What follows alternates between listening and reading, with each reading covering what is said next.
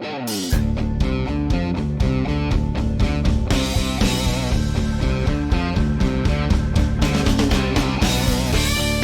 to Mac and Blue, where we introduce you to who is building Arizona, bringing you the people and businesses that shape the landscape around us. From economic development and developers, underwriters and lenders, architects and engineers, to the very builders and suppliers that bring it all together. Now let's join our hosts, Robert Johnson and JJ Levensky, aka Mac and Blue. Welcome. JJ Levensky here, president of Blue Wave General Contracting. My esteemed colleague, Robert Johnson, is out today. He had a little, let's just call it dental work done that I don't know if he would have driven here. We would have been legal. There might have been some, just say issues with the DOT. Anyway, Robert, I know you're listening. Miss you, buddy. And we have our esteemed guest today, James Murphy from Willmeng. Welcome, James. JJ, thanks for having me. Happy to be here. Yeah. So with that, and we have our producer and the third musketeer of our usual group, Daryl Robinson. Yes, thank you for being here. Super excited about today's conversation. By the way, for those of you not watching or that cannot see him, Daryl finally got the memo. I did not today. I flew in late, but he honored the code and wore the nice loud shirt. So Robert, you'd be proud of Daryl today if you saw him. Yeah, I was super excited to see Robert today just to show off my shirt. He didn't make it. Looking good. He's probably wearing that sport coat at home listening to us right now. So without further ado, James, you and I met a while back, and let's be honest, what you represent in our community as far as a general contractor is very well established, very well respected.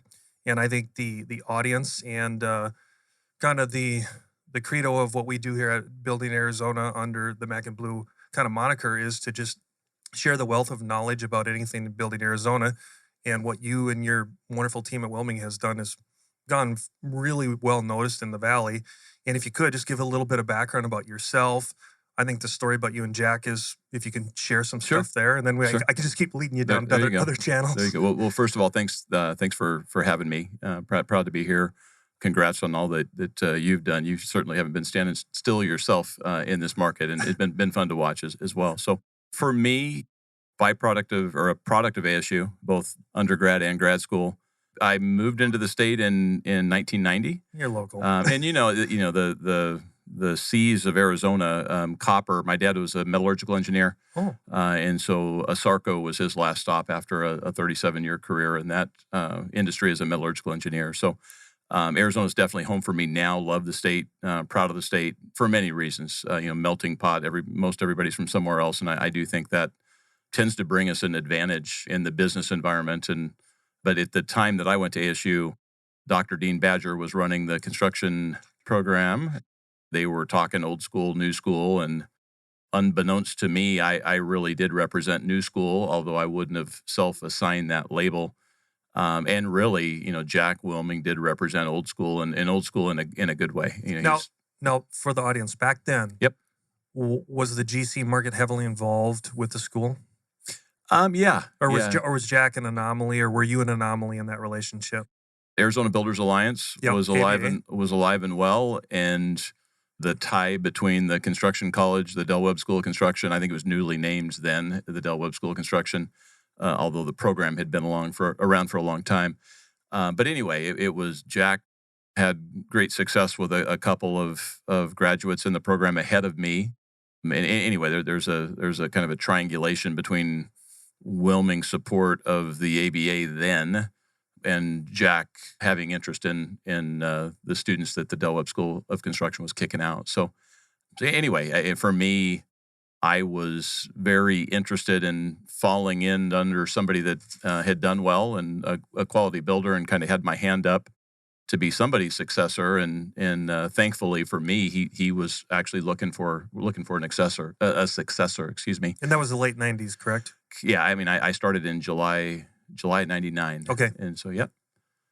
And again, hello, I'm James Murphy. Hello, I'm Jack Willmeng.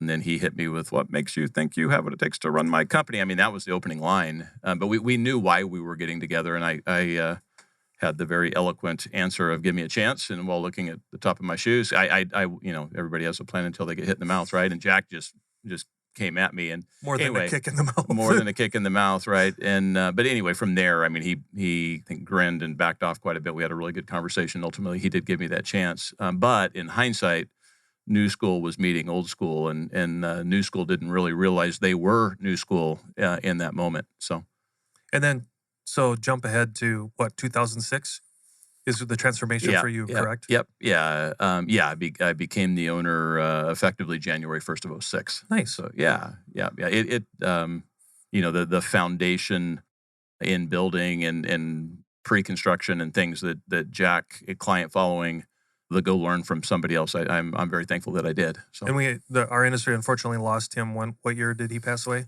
About the same time. Yeah. Okay. Yeah. November of 05. I became 100% owner January 1st of 06. Got it. Yeah. So now take the audience through, let's call it the last few years of just this, not only you, but our industry in total, but specifically to Willmeng and what you guys represent with your team, the hyper growth and what you guys have represented and what your leadership, and I know you're going to give a lot of credit to your team. This isn't just a James Murphy spiel, but for the audience, they always want to hear the stories of what have you been faced with and what are you guys doing to overcome all those obstacles that are out there, whether it's the labor situation, all those kind of things. Because you guys are part of the elite group that's at the forefront of this as one of the largest. And I believe, correct me if I'm wrong, you are now the largest general contractor in Arizona exclusively from or local, if I read that right the other day. Yeah, I mean, you've got to go privately held non-ESOP. Okay, right? There you go. Because there's some monster and that have done very well, big ESOPs out there, and we're not an ESOP. They're our peer group and our friends. Yep. And built Arizona in a good way for a long time. And so anyway, ESOPs aside, privately held commercial building contractor. Yeah, I do. We're told anyway that we're the biggest at this point. Nice. And again, growth hasn't really been a motivator for us per se. Diversity has. Right. If you care about your people and your organization, and you're in a historically cyclical market, the way you battle that and sleep well at night is with diversity. So that's what the market is seeing as a real appetite for diversity and a commitment to penetrate markets and do well on the first one and earn the next one on the first one, and that's what people are seeing in terms of diversity movement. So what did you guys do strategically? Like, let's take industrial out of it. Mm-hmm. Your signs are everywhere with the industrial tilt stuff, but for those that don't know, like, what are some other verticals and unique things that you guys have diversified into? Yeah. I mean, the private world. I mean, Jack really did well in the private world, and we say very developer centric, whether it be office or industrial or whatever it was. But the private world, we have as much of an appetite for that type of work as we've ever had.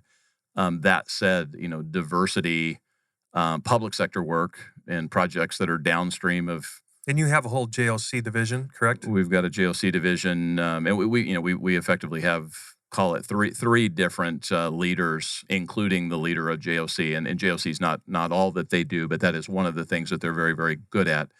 But anyway, we have three leaders that are very, very heavily focused in the public sector. And so anything in the current definition of public project in the state of Arizona, we're looking at and trying to identify what suits us well, that we can deliver a good outcome for the client. Nice. So let's go back to labor, because we all struggle with that. And because of your tie, correct me if I'm wrong, but with your ties with ASU, you've been very proactive as the individual and you and your leadership team. Going back, can you let the audience know, like, how does Willmeng do that differently? Or what have you found without giving any proprietary secrets away? Sure. You know what I'm saying? It's like, what do people look to you guys as? What was the paradigm that you guys set up and modeled to attract all the young people out there, not only from ASU, but I think if you could explain like what you guys are doing at the national level for recruitment. Yep. Yeah. I mean, studying what drives each generation, the current generations that make up the majority of the workforce, it's not total earnings isn't the only thing driving them. It's just not. And the discussions around, would prefer to have hours in the day where I'm not, responsible to respond to emails, and when I'm on vacation, I want to be on vacation, right? And anyway, I think we were one of the first in the industry to really look at construction professionals and their entire life and really have an offering that's about supporting their entire life, including their personal goals. And so, if someone's, anyway, we're looking to holistically support the people and holistically recruit the people.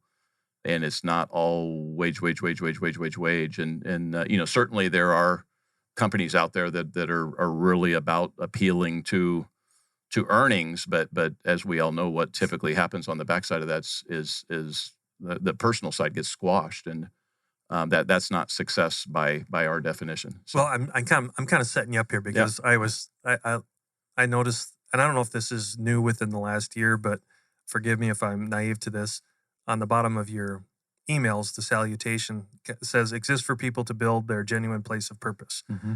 I assume that was a strategic move on this ethos, if you will. 100%. And have you had this around for a while, or several years now? Several years now, and our review cycle's kicking off right now.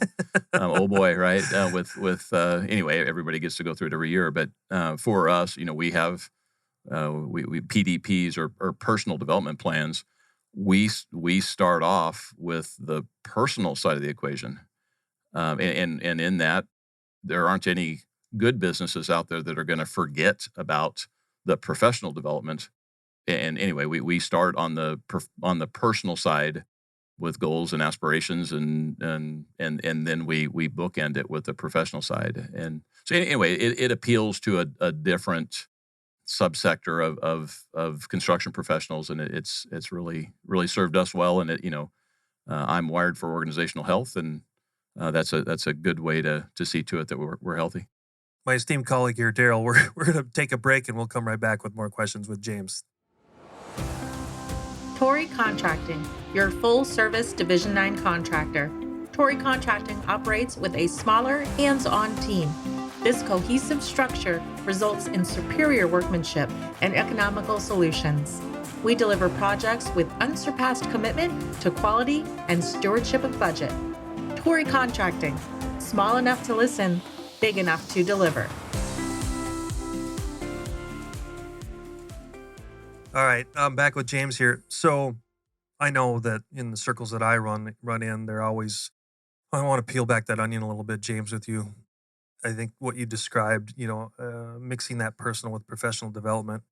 Are you able to transcend different generations with that motto? Mm-hmm. Or is that not strictly, but do you see a higher concentration of breaking through with the younger generation on that? Or does it also appeal to old guys like me? I think the industry has, over time, has struggled with some really talented people become one-dimensional, and it's they're all profession and professional, and what happens is their definition of Homefront gets squashed. Mm. And so anyway, with that, certainly it does appeal to all generations. And anyway, a healthy, happy employee does have a lot to do with balance, and so we're all about doing what we can to see to it that we're aware of how balanced somebody is or isn't, and trying to be sure that we're supporting them in all ways, and at least we're aware of what is important to them. So again, because we all spy on each other on LinkedIn and everything. There you go. I'd be remiss if I didn't ask. I saw this summer you guys did a pretty cool thing. I think did you not take most of your team, if not all the team? Was it up to Utah or something? We had. Could you just tell the audience? Sure. What from your seat as CEO, what did that look like? And what did you cry? Did you have fun at the end? All of the above. Yeah. No, fair. It's a big. I think we had 545 people at the Snowbird Ski Resort, and that we got up there. It was a Friday, Saturday, Sunday event. Wow. And so the coordination side of it, to program. What did the CPM look like on that? Oh boy, yeah, oh boy. For those of you that don't know, this is where Daryl chimes in. What does CPM mean? Yeah, critical path. Yeah, it was a serious undertaking. But a lot of fun, lot of fun. And it's for the most part, base employee plus significant other and/or family there, and we had a lot of fun. And it's a blend between, what is the overall corporate vision, even talking about things like personal development plans. I mean, there was a conference-style breakfast session that we feel it's as important for the plus one to know what we're doing as the base employee, and healthy families equal healthy organization. And we put a lot of energy into communicating with everybody. So did you have speakers and help things like that help perpetuate that? Most the speaking sessions and the panel sessions were all leadership team. Oh, it was all We're leadership. all Okay. leadership team. Got Yeah. it. And in the years past, we brought in speakers. I mean, one year we had Kurt Warner as a motivational speaker, and I mean, talk about blasting it out of the park. And our expectations were high, and he was better than that. I mean, outstanding. Yeah. And so anyway, we certainly do bring in outside professionals this year, though, at Snowbird, and we had the Summit restaurant booked one evening. I mean, just you can't go wrong That's with a awesome. destination like that. So how, back to what you were talking about, you're in this review session now. Have you already started to get, I'm sure you had immediate feedback, but have you had repeated feedback did it hit the mark for not only you, but for them as well? Yes, really, really positive feedback. It's hard to be out of town, and so that there were a few folks that would have rathered we stayed. Maybe Flagstaff, maybe not. But you've done that before too. We outgrew Little America, and I mean we did. And anyway, we had a great experience. Again, growth problems. Growing pains. But anyway, overall, really, really positive feedback, and the team building side of it. There's a kind of everybody's broken into teams and competing against each other, and it's a lot of laughs, a lot of smiles. Good. So good time. Switching gears, kind of want to go down again. You're everywhere all the time. So you as James Murphy, your involvement at every economic development type meeting, all those kind of things.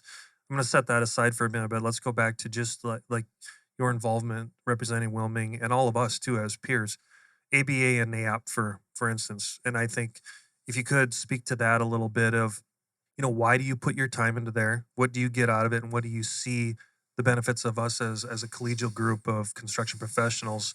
Where are we trending in your involvement with those two organizations? Yeah. I'll start with NAIOP. I mean, and for Daryl, you're supposed to jump in here. Sorry, will you tell everyone what NAIOP is? Yeah. So I mean, in highest level, it's the assembly of private developers, primarily the brokerage communities that help deals get made. Architects, engineers, contractors they're kind of the vendor pool, if you will, in NAIOP, National Association of Office and Industrial Properties. And so anyway, it for the most part represents the private development world. And anyway, I mean that room has been really, really, really good to Willmeng for a long time. And we in terms of repeat business, we call it the horse race, and you show a client originate maybe in 2002 or 2004 or 2010, and so they originate in your volume, and then it comes forward chronologically. And anyway, if you look at the developers that have participated in NAIOP for years and years and years, I mean they're our best clients. There's no question about it. And when it comes time to push for legislation and have a voice on behalf of private development about tax structures, and they've just represented the state of Arizona really, really, really well. You look at who gets recognition by NAIOP as an industry leader, or a career achievement award, and you look at this year, Dave Crumwoody was recognized, Lincoln Property Company, and if you're recognized by NAIOP as a career achievement award winner, you're the best of the best in terms of what you've accomplished in your career. And so anyway, Willmeng as a vendor to that room, a building contractor, really got behind the board, and the current president we've been at it for now 15 years. 15, wow. 15 years of pretty much whoever, or the current, I say president, the current chair, whoever the current chair is, and whatever it is that they're up to, we tend to fall in behind them and do it at least our share. And I at the beginning, it was purely altruistic in that we were working for a handful of the firms in that room, but the slim minority really at the beginning And so it was altruistic, and just, thank you for leading the way in a healthy private development continuum. Obviously, from then to now, the vast majority are our clients, and so it spun from purely altruistic to altruistic and thank you all at the same time. But anyway, from a state of Arizona and private sector development of all kinds, all types, really, market sectors in the private world. Boy, we've got a lot to be thankful for in that NAIOP room and NAIOP leadership at large.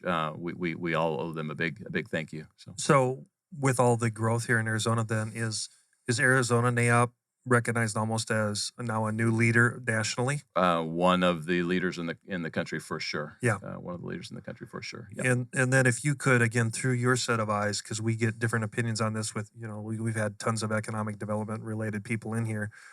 We always get the question, okay, you guys do just an absolute ton of industrial space. What's that?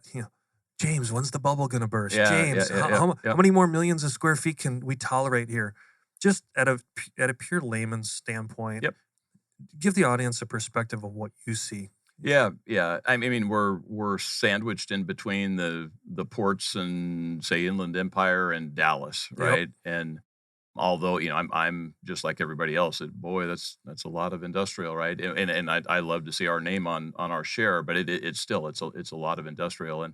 But when you understand vacancy rates in the Inland Empire and the cost of land and even the rent rates for a distribution space in the Greater California that for the most part is not there. I mean, it's not available.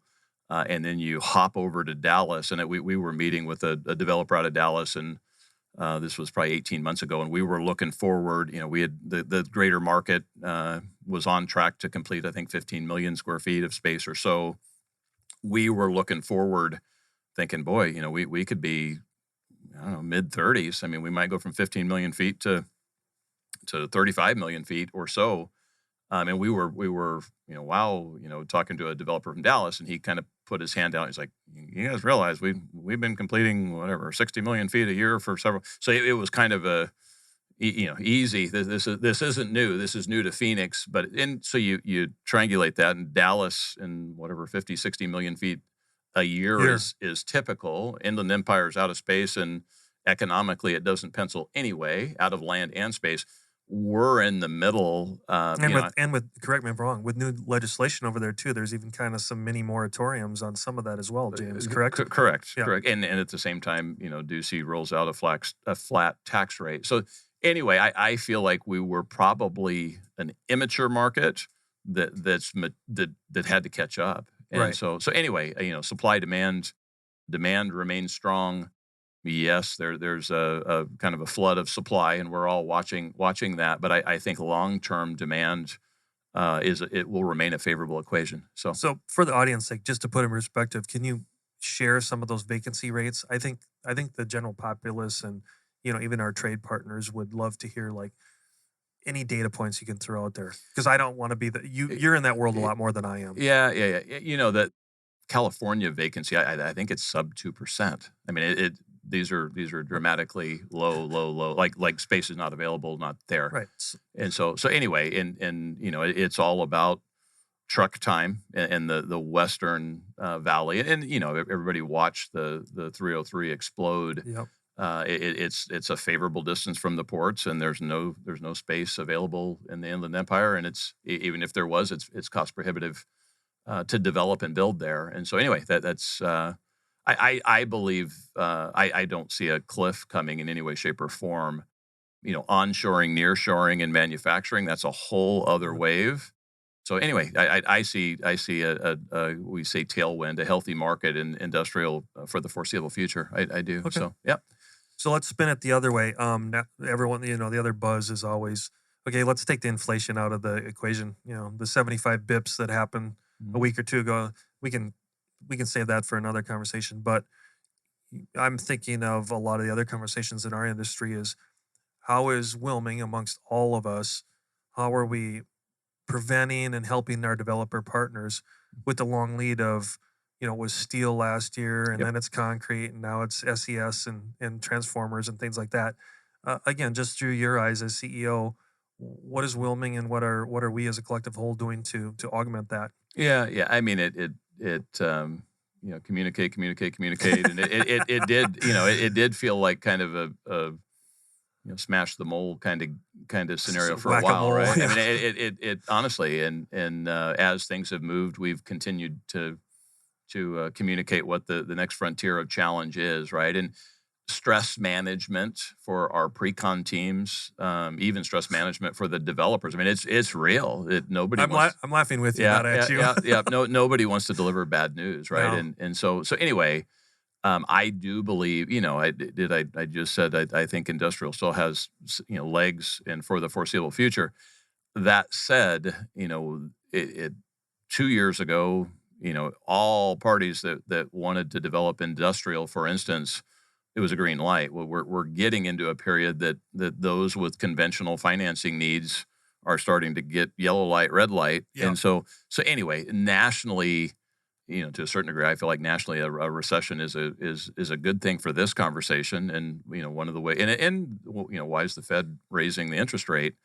To hedge inflation, they're trying to hedge demand. And Yep. Anyway, I do feel in a 12 to 18 month period, many of these supply chain conversations are going to go away for a couple reasons. One, most of the time the market will adjust on a 48-month calendar anyway. Figure it out, right? It's free. Math. Well, it's math, and it's a free country in supply and demand. And so typically on a 48-month cycle, you'd figure out supply and demand challenges anyway.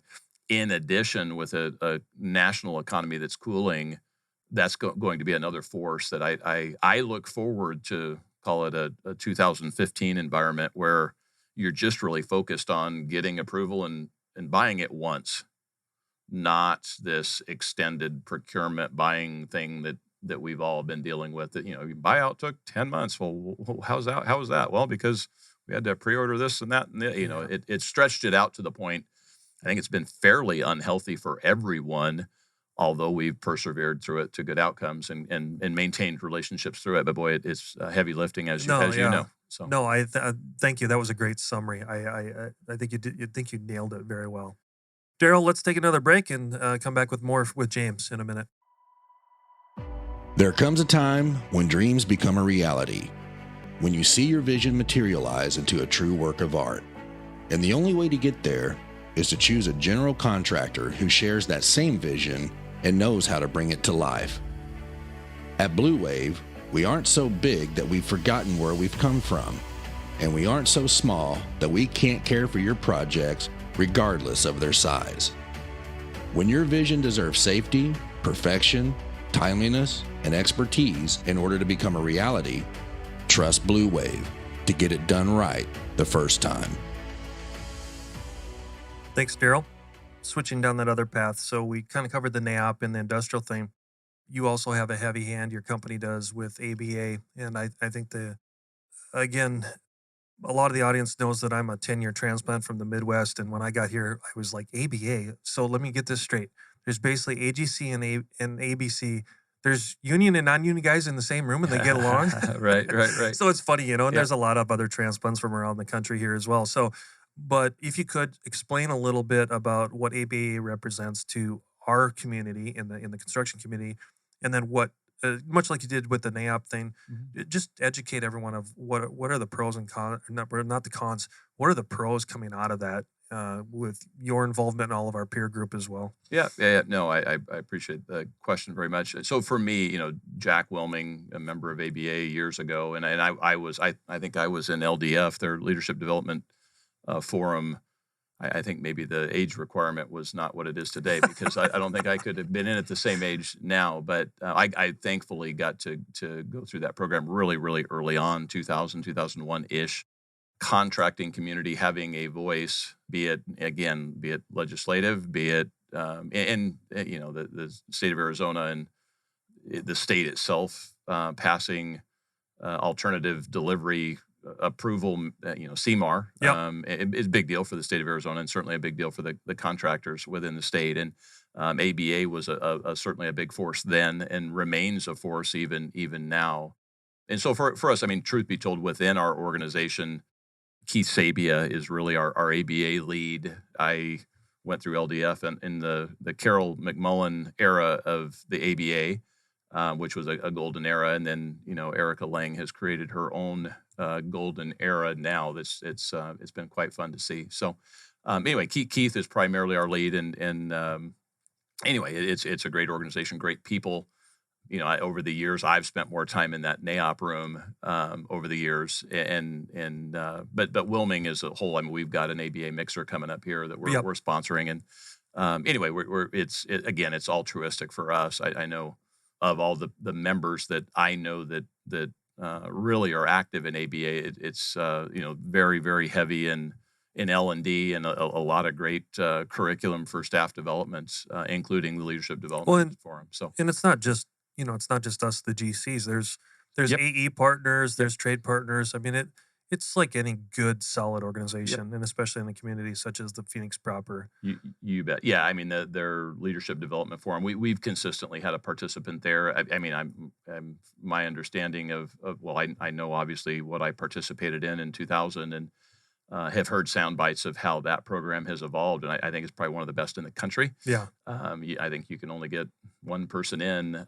Supply demand is high, but I mean, if you were either a subcontractor or general contractor, boy, I'd be sure that I'm getting my person in because it's a really, really good program. So anyway, thankful for all that they do, and they certainly make the building community better. There's no question. Well, you fell right into my trap, and it wasn't planned. I was going to ask you because again, whether it's you as CEO or any of our peers that are other CEOs, you always get the question, okay, James, okay, JJ, what are you guys doing for leadership? Not only internally, but for, again, the holistic umbrella of our industry. Yep. So if you could, again, without giving any trade secrets, what are you and Willmeng doing from a leadership perspective now? Like, how are we grooming that next generation? Yep. Yeah. So one person a year at the ABA. And I pause. I'm kidding. I mean, it's a good program. We'd put 4 in there if they'd let us. But our second level leaders, that lieutenant level that we all need so desperately to lead tomorrow.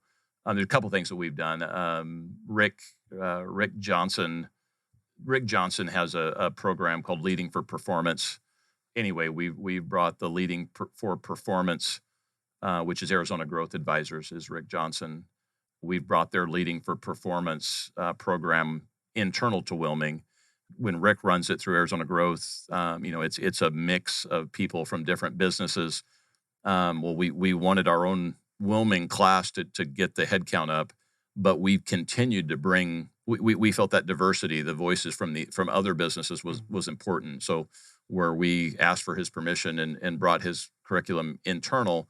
20% of our spots are for businesses that are not Willmeng, and so to continue 20% of our class, yeah. So, and again, ally trade part. We say trade partner. We try to not say subcontractor, right? And anyway, ally trade partners. I know we had somebody from our insurance representative in the room. We're wanting a mixed perspective. Of the leadership pressures that are, I mean, the reality is the widget may change, but the leadership pressures around leading people are very common. And so anyway, that's probably the number one thing that we as a company are doing. For me, I joined a GC peer group, a national GC peer group in 2007, where it's all corner offices and, non-disclosures, non-competes. You don't geographically, naturally compete anyway. I'm on Greater Phoenix Leadership, GPL, that from what's going on in the state, what's going on in the region, that group's hard to beat. Yeah. So, no, thanks. That's a perfect explanation. Back to, because I know you get this a lot too. It's like, okay, James, you've done a great job. You took over for Jack. You've grown this, all those kind of things. What's your legacy moment now moving forward, and what does that look like for the community? You guys are at a stage now. You're big enough. All those kind of things. What can you share with the audience about, like, what is Willmeng's legacy moving forward? Yeah, our aspiration. It's kind of white hat like a positive force. We say contractor that cares, our staff, our clients, our community. I generally, years ago, there was a debate about whether we could drop Construction Inc. Our old logo, Willmeng Construction Inc. And those that know Assam Gandor, to think of him in a heated debate, they might have to pause, right?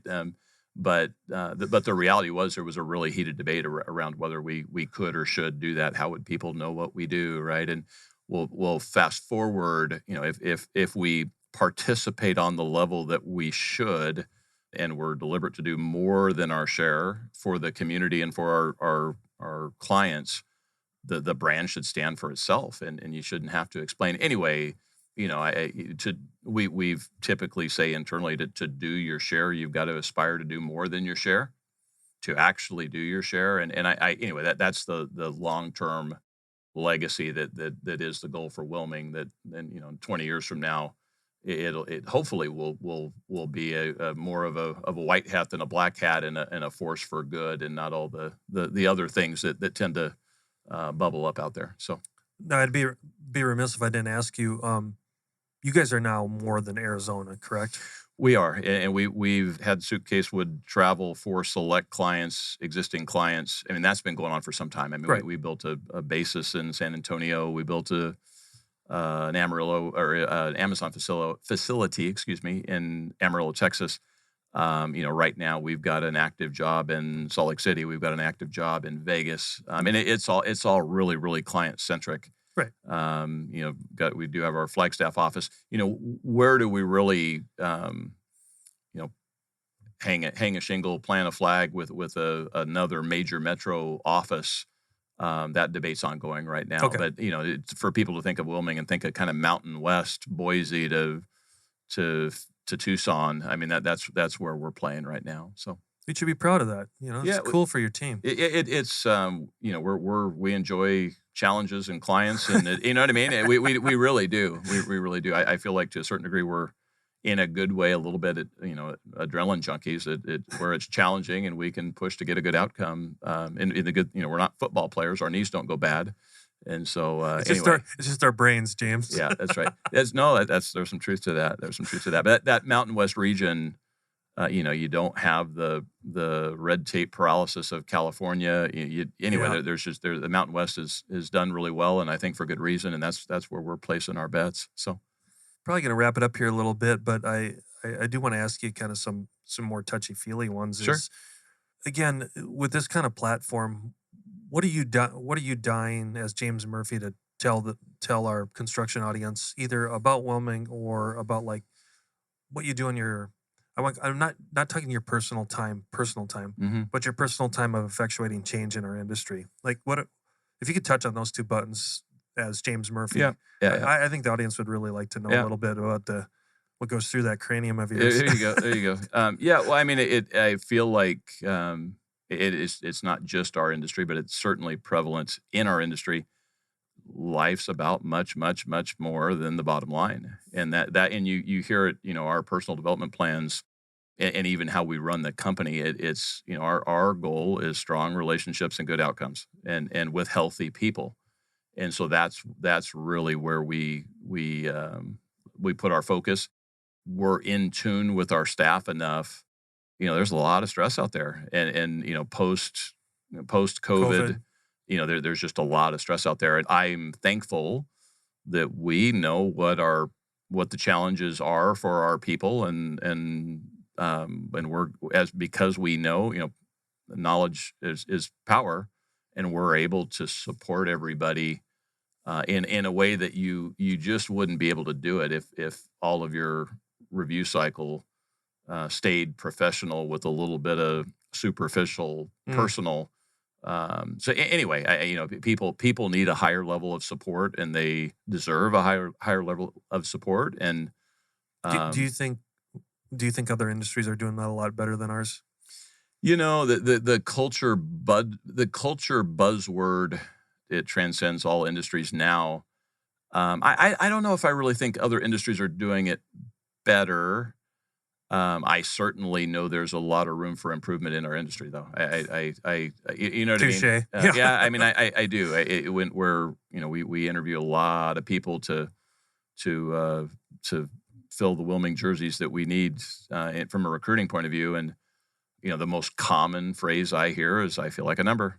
I feel like a number, and I mean, I bet I've heard that in the last 5 years, I bet I have heard that, I don't know, thousands of times. I feel like a number. And and probably where somebody feels that way, that's because it's somebody's watching out for the business and the bottom line. True. And flying a little too fast. And it may be innocent, but the person's still looking for a change because they feel like a number. So anyway, life's too short, right? That's my sensation. No, it's funny, So, as you were talking about that, it kind of resonated. I mean, hey, guilty as charged. I think we've all been there. yes, and even with us, how we've structured our team to stay in tune, that I'm comfortable, hopping on the radio saying that I think we're in tune with our staff. We are. But we've. It's not just intent to do it. We've built the org chart to do it. And so certainly, anyway, we had to be strategic because there's no doubt I've fallen behind those chains in the years past as well. And I was thinking, because we've had, without patronizing you, there's you and a bunch of other good ones that are doing it organically, going out recruiting the interns and doing, there's some wonderful people in town in our peer group that have a wonderful internship program and are cultivating those people. But at the same token, for us to attract talent from other verticals, look at, I look at it the other way of when you and I were going through college, and now look at some of those students that would have been ripe for our program. Let's be honest, the Intels and the TSMCs and the Boeings and the, even some of your clients, the Northrop Grummans and things, they're grabbing our old gene pool of talent because they're giving more of, I think, some of the things that you've talked about. They're not just focusing on bottom line, they're focusing on some of the more holistic and altruistic means and methods. And so that's where I'll fall on the sword too, as a leader in construction, saying we've got to do a better job of competing in those environments. Yeah, absolutely. And one other talking point, this market, and I've said it pretty openly, this market, private sector, needs to charge for our services. And I've had the conversation pretty openly. I go build X private product in Texas, and overhead and profit is 8, and we're competing for the same exact project in Greater Phoenix, and we've got 2 or 3 competitors at 2s and 3s. Give me a break. It's not sustainable. If that's how you lead, no, you're not going to have capacity to care for you, and you better be focused on the bottom line because you're flying pretty low to the deck before you got started, right? And that's where I believe this market will mature in a favorable way on this subject. And actually, in this regard, I feel that some of the new people from out of market will actually help me drive some reasonable margin. We're not talking 15 and 18. No. We're talking the difference between 6 and 3. Well, let's be honest. We're even into basis points at some point. No, 100%. Yeah, and fractions. Yes. Geez, James, I don't know. 25 bips. And take it for that. You're exactly right. Exactly. Anyway, I do believe the construction industry is the best people industry there ever will be, and it's about the challenges and perseverance and the relationships forged. In this market, we need to work on what does that cost as a group. So anyway. Hey, Daryl, how much time do we have? Some time left, or can I ask one more question? All right, James, back to you made me think of one thing with your heavy involvement with ASU and other colleges around the country. What can you let the audience know about if you went down there, just go a little bit deeper. What are you seeing coming out of your help, the peer help in developing the non-traditional student that's coming out of that? I'm sure you have a great view of that. Yeah. Our H-1B group in terms of they're international students. They're probably civil undergrad, maybe architectural, maybe something. A lot more engineering background, correct? A lot more engineering background. Okay. A lot of them are civil engineers, and they have an American dream probably that has them stateside going through a master's at ASU or other, right? And anyway, for us, that internet, and it started years and years and years ago with us with Assam Gandor. I mean, he went to Bradley University for it was a civil engineering degree with an emphasis in construction. And fast forward, we were working together, Assam and I was very young going to ASU, and he was a couple of years my senior and had already been hired. And I just immediately saw that international perspective and thinking and problem solving brought something to the table. And so anyway, long ago, long before this supply-demand talent stretch that we're all going through, we recognized, boy, that the international H1 types, they bring something to the table that's unique, different, and very, very healthy. And so anyway, we've got, let's just say, at least our share of H1Bs. And anyway, I think that's a talent pool that would complement pretty much any organization out there, some of the best and the brightest. So anyway, right now, if you look at the graduate level at ASU, there's a great group and a great group every semester. And anyway, I think some organizations, and maybe it's HR or whatever, maybe there's a little flinch around hiring with the H1B process as a requirement. But boy, we feel that we've gotten out of it a lot more than we put into it, and we've deliberately put a lot into that group. So I think that's a great way. Oh, hold on. Call from the audience. Oh, yeah. Have you seen a difference in the industry with having more women? Yeah, I have. And was that cultivated off the H1B program or not? No, Okay. no. It certainly, when I look within Willmeng, yes. Again, it's almost the same conversation. There's a different perspective that is a healthy perspective, and I feel like it. In both cases, it makes it stronger. There's no question. Well, I'm seeing, I know, Daryl, to your perspective, across the board, we're seeing what's gender, ethnicity, all of it. Let's be honest. When I was brought up, it was just a white man's industry. I mean, that's the truth. That's nothing stating beyond it. Now, it's just multicultural. I look at even our small company. I think we're darn near 50-50. And one of our senior project managers is a woman, and she's got a resume that'll blow most men out of the water, right? And you're seeing a lot of that. Yeah, I still, no doubt. Do we have work to do, pushing young ladies in particular towards STEM programs and doing it earlier? Oh, without a doubt. I still feel like there's work to be done there. That said, I supply demand. I'd love to kick our ratio up a little more than what it is, and their female representation in the candidate pool doesn't allow us to move the needle that much, and so you need to get back to whatever pre-5th grade and push that the sky's the limit in all industries, all categories. So, and I think it was we're on episode 20 now, and what was it, Daryl? Episode 2 or 3, we had 2 leading women of the community here, and we probably need to bring that back again, not for the specific message, but more the general message of what you're talking about, James. Yep. So anyway, with that, boy, James, thanks a lot for your insight today. Thanks for representing yourself, your wonderful team at Willmeng, and really our industry as a whole. So appreciate you being on. Daryl, thanks for bringing us across the production line. And to my esteemed colleague sitting at home with 47 cotton balls on his mouth, heal up quick, Robert, and we'll see you next week. JJ, thanks for having me. Yep. Thank you very much. You've been listening to the Mac and Blue Show, brought to you by Torrey Contracting and Blue Wave General Contracting. Be sure to subscribe to the Mac and Blue podcast on your favorite podcast platform. Follow Robert Johnson and JJ Levensky on LinkedIn and Instagram. And tune in live every Monday at 3 p.m. as we continue to introduce you to the people building Arizona. Walt Disney said, "You can dream, create, design, and build the most wonderful place in the world, but it requires people to make the dream a reality." Until next time, make it a great day.